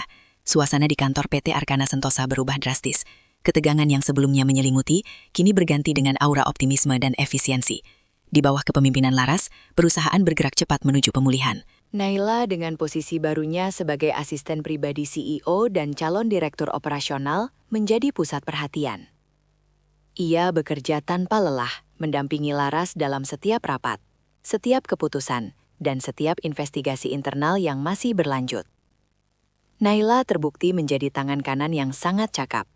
Otaknya yang cerdas, ketelitiannya dalam menganalisis data, dan kemampuannya beradaptasi dengan cepat membuat Laras terkesan. Ia dengan sigap mempelajari seluk-beluk industri properti, memahami alur bisnis, dan bahkan mulai memberikan masukan-masukan strategis yang brilian. Kita akan melakukan restrukturisasi besar-besaran, Naila, kata Laras suatu pagi saat mereka berdua meninjau laporan keuangan. Kita harus membersihkan semua sampah yang ditinggalkan Ibu Mariska dan Reza. Semua divisi harus transparan dan efisien. Kita akan menerapkan sistem audit internal yang lebih ketat, dan setiap proyek akan diawasi langsung oleh tim independen. Naila mengangguk. Aku setuju, Bu. Aku juga ingin mengusulkan program pelatihan ulang untuk semua karyawan, terutama di Departemen Keuangan dan Pemasaran. Kita butuh tim yang solid, jujur, dan inovatif. Laras tersenyum. Ide bagus. Kita akan adakan itu mulai dari level manajer hingga staf biasa. Semuanya harus memahami visi dan misi baru kita. Proses restrukturisasi dimulai. Beberapa karyawan yang terbukti terlibat dalam praktik penyelewengan dana, termasuk Herman Wijaya yang awalnya menjadi kunci, diberhentikan secara terhormat namun tanpa kompensasi, dan diberikan peringatan keras agar tidak menyebarkan informasi negatif tentang perusahaan. Tim legal Laras memastikan semua langkah ini dilakukan sesuai prosedur hukum tanpa celah sedikit pun. Laras juga mengganti beberapa vendor lama yang terindikasi terlibat dalam penggelembungan harga dengan vendor-vendor baru yang lebih transparan dan kredibel. Salah satu perubahan besar adalah transparansi. Laras memberlakukan kebijakan pintu terbuka di mana setiap karyawan bisa melaporkan indikasi kecurangan tanpa takut retribusi.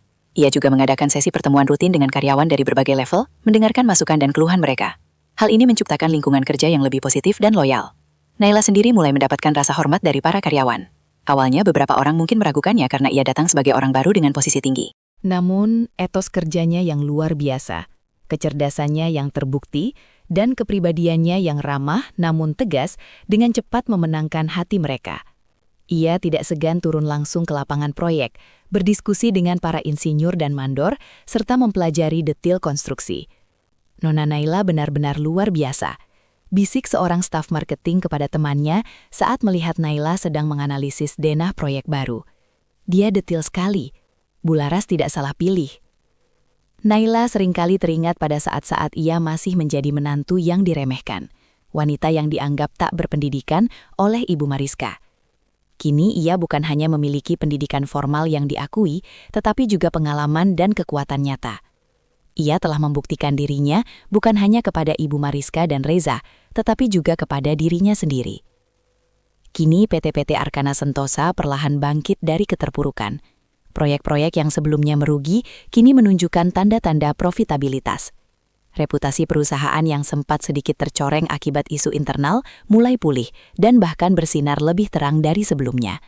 Dikenal sebagai perusahaan yang bersih dan berintegritas. Angin segar bertiup kencang membawa harapan baru bagi Laras, Naila, dan seluruh karyawan yang loyal. Namun Naila tahu, perjalanan masih panjang. Luka di hatinya mungkin telah sembuh, namun bekasnya akan selalu ada. Mengingatkan dia tentang sebuah masa lalu yang pahit dan pelajaran berharga yang ia dapatkan. 2 tahun telah berlalu sejak hari bersejarah itu. TT Arkana Jaya kini berdiri kokoh, lebih kuat dan lebih bersinar dari sebelumnya. Di bawah kepemimpinan Laras Sudibo sebagai CEO dan Naila Laras sebagai direktur operasional yang efektif, perusahaan telah mencapai puncak kesuksesan yang belum pernah terbayangkan. Proyek-proyek baru yang inovatif bermunculan, reputasi perusahaan melesat tinggi sebagai pengembang properti terkemuka yang menjunjung integritas, dan omset perusahaan meningkat berkali-kali lipat. Laras dengan kebijaksanaannya mulai perlahan menyerahkan lebih banyak tanggung jawab kepada Naila, mempersiapkannya untuk mengambil alih kendali penuh di masa depan. Naila telah tumbuh menjadi wanita yang luar biasa. Ia tak hanya cerdas dan cakap dalam bisnis, tetapi juga memancarkan aura ketenangan dan kekuatan yang diwarisi dari ibunya. Luka lama di hatinya telah sembuh sepenuhnya, digantikan oleh rasa syukur dan kebanggaan atas dirinya dan ibunya. Ia tahu, setiap penghinaan yang dulu ia terima telah membentuknya menjadi pribadi yang lebih tangguh dan berharga.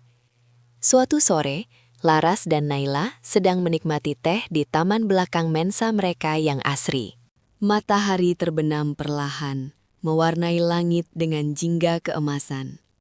"Kamu sudah sangat jauh, Nak," kata Laras, menatap Naila dengan penuh kasih sayang. "Ibu bangga padamu. Kamu telah membuktikan bahwa kamu lebih dari sekadar menantu yang diremehkan." Naila tersenyum menggenggam tangan ibunya. "Semua ini berkat ibu. Ibu adalah inspirasi terbesar Naila. Ibu menunjukkan bahwa kekuatan sejati tidak hanya tentang uang atau status, tapi tentang ketahanan, kebijaksanaan, dan integritas." Obrolan mereka terhenti ketika seorang pelayan memberitahukan ada tamu. Laras dan Naila beranjak menuju ruang tamu. Di sana duduklah 2 sosok yang pernah menjadi bagian paling menyakitkan dari hidup mereka, Reza dan Ibu Mariska. Keduanya terlihat sangat berbeda. Pakaian mereka sederhana, wajah mereka kuyu, dan sorot mata mereka menunjukkan kepedihan serta penyesalan mendalam. Mereka telah kehilangan segalanya. Apartemen mereka disita, aset mereka habis untuk membayar kerugian, dan mereka kesulitan mendapatkan pekerjaan lain. Setelah Laras secara halus menyebarkan informasi tentang integritas mereka yang diragukan di kalangan industri, mereka benar-benar jatuh. Reza dan Ibu Mariska bangkit berdiri, menunduk dalam-dalam. "Laras, Naila." Ibu Mariska memulai. Suaranya parai, air mata menetes di pipinya yang keriput. Kami datang untuk meminta maaf. Kami tahu kesalahan kami sangat besar. Kami telah menghina dan meremehkan kalian. Kami sungguh menyesal." Reza mengangkat kepalanya sedikit, menatap Naila dengan mata penuh penyesalan. "Naila, aku tahu aku pengecut. Aku tahu aku telah mengecewakanmu. Dan Ibu Laras, aku tidak pantas mendapatkanmu. Aku minta maaf atas segalanya." Naila menatap mereka berdua. Tidak ada lagi amarah yang membakar di dadanya, hanya rasa hampa dan sedikit iba. Ia telah mendapatkan keadilan, dan melihat mereka dalam keadaan seperti ini adalah bentuk kemenangan yang sejati. Laras melangkah maju. "Kalian datang terlambat," katanya. Suaranya tenang, namun tegas. "Permintaan maaf memang penting, namun ada konsekuensi dari setiap perbuatan. Kalian sudah mendapatkan konsekuensi dari apa yang kalian tanam." Laras melirik ke arah Naila. "Naila dan saya sudah memaafkan kalian, sebagai manusia. Tapi memaafkan bukan berarti melupakan, apalagi kembali ke keadaan semula. Batasan sudah jelas tercipta. Kami mengerti, Bu Laras," kata Reza. Suaranya putus asa. "Kami hanya ingin kalian tahu. Kami benar-benar menyesal." Laras mengangguk. "Baiklah, kalian sudah menyampaikan maksud kalian. Saya harap ini menjadi pelajaran berharga bagi kalian berdua." Maya yang berdiri di belakang Laras melangkah maju. "Mohon maaf, waktu kunjungan Bapak dan Ibu sudah habis. Silahkan keluar." Reza dan Ibu Mariska sekali lagi menunduk, lalu berbalik dan melangkah keluar dari mewah itu, meninggalkan Reza dan Laras. Kali ini tidak ada lagi kemewahan yang menunggu mereka di luar. hanya realitas pahit yang harus mereka hadapi. Naila dan Laras kembali duduk di taman menyaksikan matahari terbenam. Sebuah beban besar telah terangkat. Mereka telah memaafkan, namun juga telah menunjukkan bahwa keadilan akan selalu menemukan jalannya. Semua sudah selesai, Nak, kata Laras tersenyum lembut. Kita sudah melewati badai ini. Sekarang saatnya untuk fokus pada kebahagiaan kita sendiri. Naila mengangguk, menyandarkan kepalanya di bahu ibunya. Ia tidak lagi mengejar dendam, karena kemenangan sejati bukan tentang menghancurkan orang lain, melainkan membangun kembali diri sendiri menjadi lebih kuat, lebih bijaksana, dan lebih berarti. Kebahagiaan yang utuh telah mereka genggam, bukan dari kemewahan, melainkan dari integritas, cinta, dan kekuatan keluarga. Masa depan yang cerah terhampar luas di hadapan mereka, menunggu untuk ditulis dengan tangan mereka sendiri.